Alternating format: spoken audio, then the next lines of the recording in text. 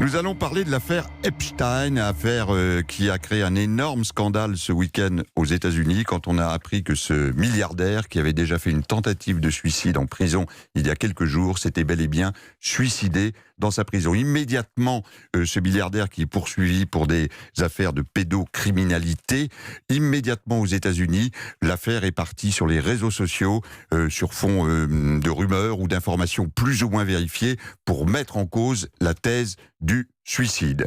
On apprenait ce matin que 2 des secrétaires d'État du gouvernement français voulaient qu'une enquête soit ouverte en France, notamment Marlène Schiappa, pour l'égalité homme-femme. Cet après-midi, recadrage très clair de la ministre de la Justice, Madame Belloubet. Il n'appartient pas, je cite le communiqué, au gouvernement de décider de poursuite. Nous sommes dans le studio avec Salomé Legrand du service police-justice d'Europe 1. Bonsoir Salomé. Bonsoir.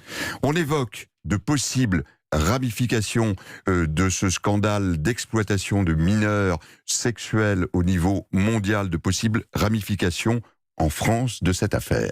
Alors, en tout cas, on sait que Jeffrey Epstein avait plusieurs résidences dans l'Hexagone, dont une à Paris, qu'il y séjournait régulièrement. On sait aussi que certaines plaignantes américaines qui dénoncent ces abus sexuels évoquent dans leurs témoignages le fait d'avoir été amenées en France. Enfin, il y a dans l'entourage proche du financier américain plusieurs personnes de nationalité française, dont une a été citée nommément dans le dossier outre-Atlantique et qui aurait pu avoir connaissance, voire bénéficier de ce trafic sexuel de mineurs reproché au milliardaire américain.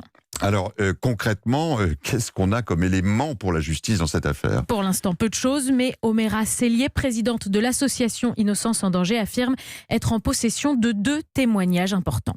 Pour l'instant, il y a 2 personnes qui se sont manifestées de manière anonyme. Une des personnes est une victime de par sa carrière, de par son passé. Et l'autre personne, je ne suis pas sûre qu'elle soit une victime, je dis peut-être qu'elle serait un témoin.